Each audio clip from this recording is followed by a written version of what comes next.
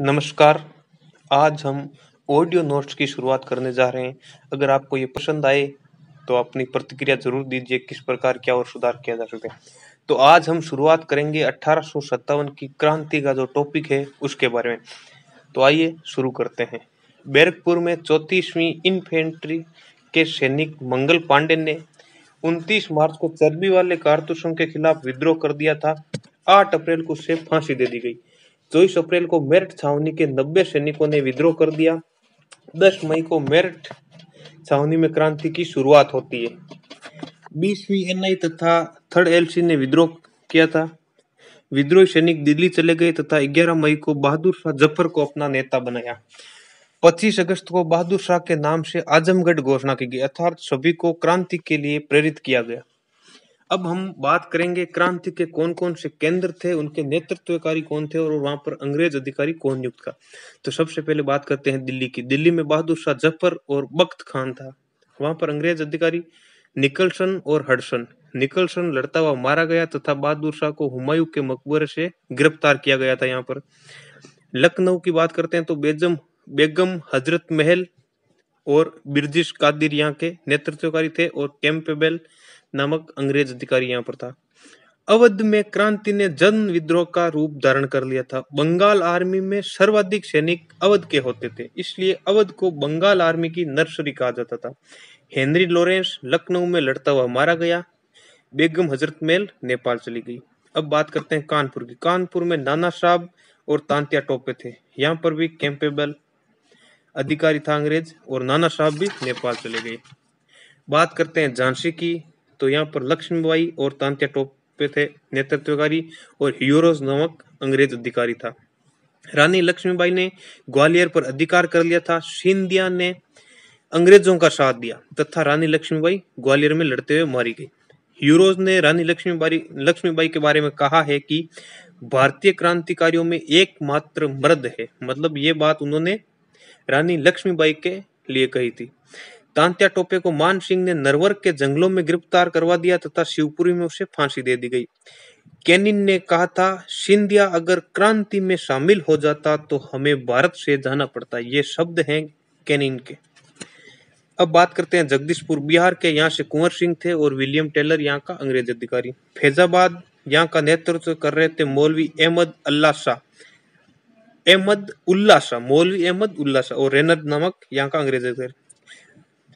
22वीं NI ने इन्हें अपना नेता बनाया था। चिन्हाट की लड़ाई में हेनरी लॉरेंस को हराया था इसने। अंग्रेजों ने इन पर 50,000 का इनाम घोषित किया था। अब बात करते हैं बरेली की। बरेली से खान बहादुर खान और बख्त खान यहाँ का नेतृत्व कर रहे थे। विंसेंट आयर यहाँ का अंग्रेज अधिकारी था।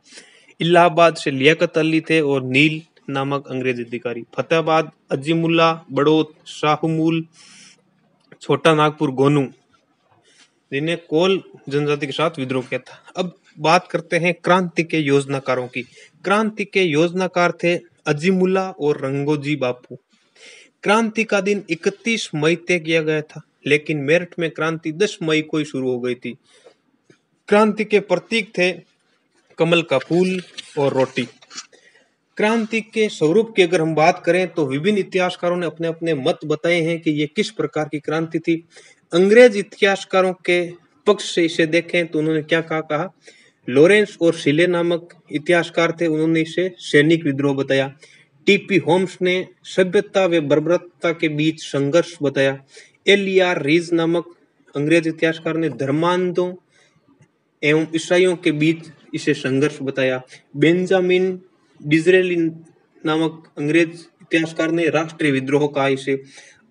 आउट्रम और ट्रेलर अंग्रेजों के विरुद्ध हिंदू मुस्लिम षड्यंत्र बताते हैं इसे। अब बात करते हैं भारतीय इतिहासकार, उन्होंने इसके बारे में क्या कहा। वीर सावरकर और अशोक मेहता कहते हैं ये प्रथम स्वतंत्रता संग्राम था। रमेश चंद्र मजूमदार इसे बताते हैं ना पहला ना राष्ट्रीय ना स्वतंत्रता संग्राम।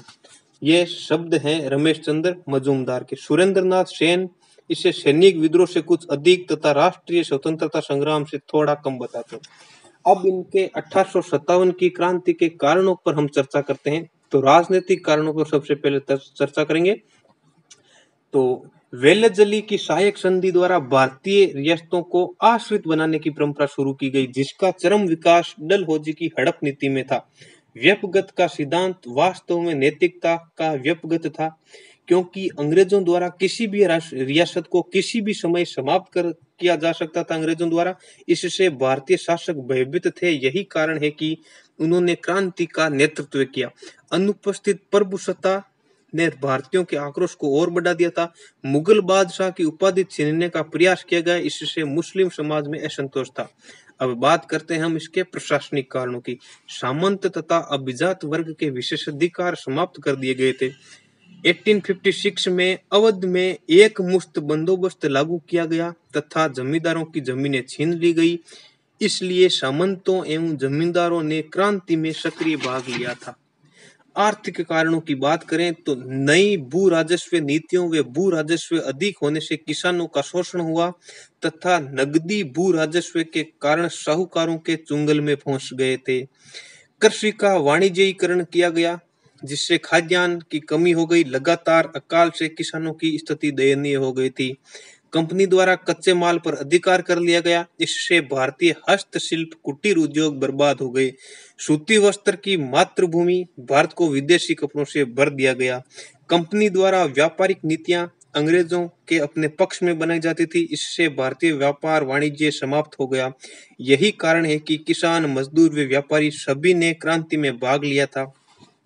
अब बात करते हैं सामाजिक और धार्मिक कारण।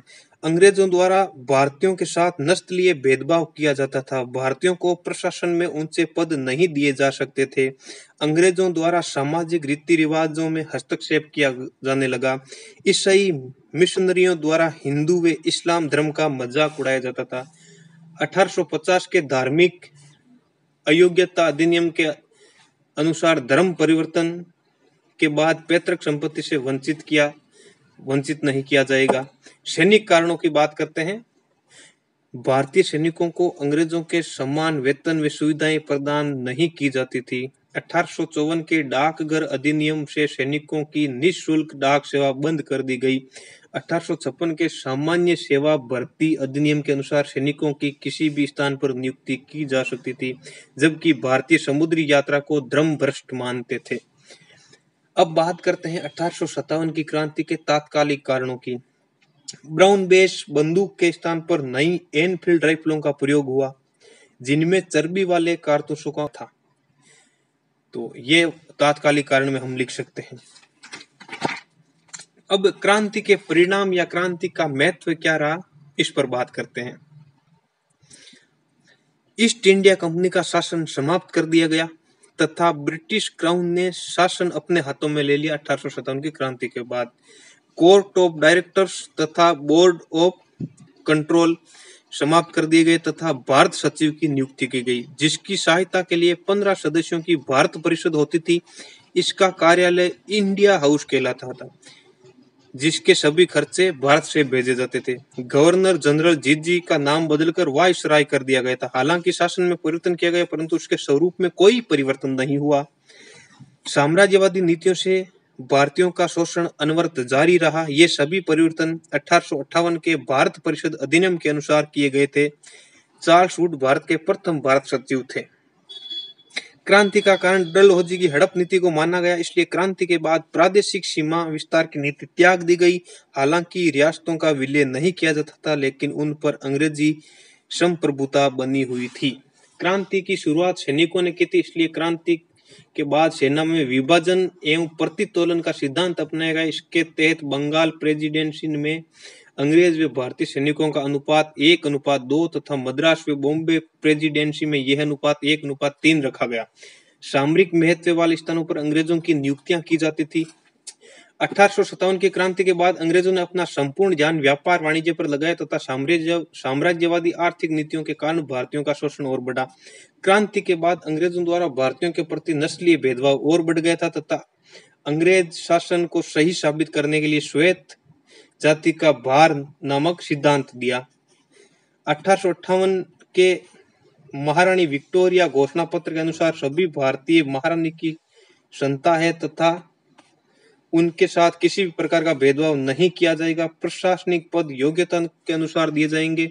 इसके लिए 1861 में सिविल सेवा अधिनियम पारित किया गया तथा ICS के लिए लिखित परीक्षा का आयोजन किया जाने लगा, लेकिन इस परीक्षा के सभी नियम अंग्रेजों के पक्ष में थे। ICS यानी इंडियन सिविल सर्विस, जो आजकल आपकी IAS होती। क्रांति का कारण शासकों के बीच दूरी को माना गया था, इसलिए क्रांति के बाद भारतीयों को शासन में प्रतिनिधित्व दिया गया, लेकिन ये नाम मात्र का था तथा केवल कुलीन भारतीयों को ही शामिल किया जाता था। भारतीयों ने हिंसा के माध्यम से क्रांति की थी, लेकिन जब असफल रहे तो हमने ये तरीका त्याग दिया तथा हमारा आगे का राष्ट्रीय आंदोलन अहिंसात्मक रहा। क्रांति का नेतृत्व राजा महाराजा तथा सामंतों ने किया था, लेकिन जब क्रांति असफल हो गई तो हमारा नेतृत्व मध्यम वर्ग के हाथों में आ गया, जो अंग्रेजी शिक्षा पढ़कर तैयार हुआ था। क्रांति के दौरान हमने बहादुर शाह जफर के नेतृत्व में पुरातन व्यवस्था को स्थापित करने की कोशिश की, लेकिन असफल होने पर क्रांति के बाद हमारे लक्ष्य स्वराज, पूर्ण स्वराज तथा लोकतंत्र बन गए थे। क्रांति के आगामी राष्ट्रीय आंदोलन में प्रेरणा स्रोत का कार्य किया था। मजूमदार महोदय कहते हैं, जिंदा हाथी लाख का, मरा 1.25 लाख का। मतलब इन्होंने इस क्रांति के बारे में कहा। अब बात करते हैं क्रांति के स्वरूप और इसकी प्रकृति की।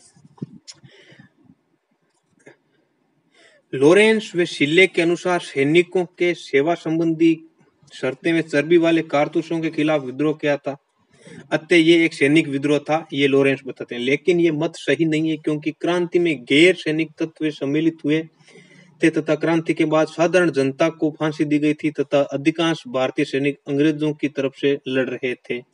इससे सैनिक विद्रोह बताना अंग्रेजों की एक चाल थी, क्योंकि यदि इसे वे सैनिक विद्रोह के अलावा बताते तो उनके तथाकथित अच्छे शासन पर प्रश्न चिन्ह लग जाता। दूसरे नंबर पर हम बात करते हैं TR होम्स के अनुसार इसे सभ्यता व बर्बरता के बीच संघर्ष कहा है, लेकिन ये मत भी गलत है, क्योंकि क्रांति के दौरान जितनी बर्बरता भारतीयों ने दिखाई थी उससे कहीं अधिक बर्बरता अंग्रेजों द्वारा की गई थी। अगले पॉइंट पर बात करते हैं LR रीज ने इसे धर्मांधों तथा ईसाइयों के बीच संघर्ष तथा आउट्रम व टेलर ने हिंदू मुस्लिम षड्यंत्र बताया है, लेकिन ये उनकी संकीर्ण मानसिकता का परिचायक है। ब्रिटिश प्रधानमंत्री बेंजामिन डिज़रेली ने इसे राष्ट्रीय विद्रोह स्वीकार किया तथा उन्होंने कहा था, साम्राज्य का उत्थान व पतन चर्बी वाले कारतूसों से नहीं होता। रमेश चंद्र मजूमदार ने इसे न पहला, न राष्ट्रीय, न स्वतंत्रता संग्राम कहा है। उनके अनुसार भारत में पहले भी कई सैनिक व गैर सैनिक विद्रोह हो चुके थे। इसमें शामिल लोग भी अपने अलग अलग स्वार्थों के लिए लड़ रहे थे तथा उस समय तक भारत में राष्ट्रीय भावनाओं का विकास नहीं हुआ था तथा पंजाब, सिक्किम व मद्रास विद्रोह से अलग रहे थे। सुरेंद्रनाथ सेन मजूमदार महोदय के तर्कों का जवाब देते हुए कहते हैं कि विश्व की किसी भी क्रांति में वहां का पूरा देश शामिल नहीं होता, बल्कि देश का समाज व बड़ा तबका क्रांति करता है। चूंकि 1857 की क्रांति में भी ऐसा हुआ था, इसलिए इसे सफल विद्रोह माना जाना चाहिए। ये बात करते हैं सुरेंद्रनाथ सेन, जो मजूमदार महोदय ने ऊपर बात की थी ना कि ये ना पहला, ना राष्ट्रीय, ना स्वतंत्र संग्राम, इसके जवाब में। हालांकि उस समय तक भारत में राष्ट्रीय भावना का विकास नहीं हुआ था, लेकिन फिर भी सभी क्रांतिकारियों का एक साथ दिल्ली पहुंचना, बहादुर शाह जफर को अपना नेता मानना, उनके नाम से विभिन्न घोषणा करना, साधारण जनता का क्रांति में शामिल हो जाना आदि से पता चलता कि उस समय भारतीयों का एकमात्र लक्ष्य अंग्रेजों का बाहर निकालना था। निष्कर्ष में हम ये कह सकते हैं कि यह सैनिक विद्रोह से प्रारंभ हुआ था, लेकिन बाद में राष्ट्रीय स्वतंत्रता संग्राम में बदल गया था। सेन महोदय ने ठीक ही कहा कि यह सैनिक विद्रोह से कुछ अधिक था तथा राष्ट्रीय स्वतंत्रता संग्राम से थोड़ा कम था। निश्चित रूप से यह भारत का प्रथम स्वतंत्रता संग्राम था, वीर सावरकर के अनुसार, जिसने अंग्रेजों को अपनी रणनीति बदलने पर मजबूर कर दिया था। हमारे आगामी राष्ट्रीय आंदोलन में प्रेरणा स्रोत का कार्य किया। तो ये आज हमारा पहला प्रयास था ऑडियो नोट्स के रूप में। आगे भी आप टॉपिक कमेंट करके सजेस्ट कीजिए, उन पर भी ऑडियो नोट्स बनाएंगे। धन्यवाद। जय हिंद, जय भारत।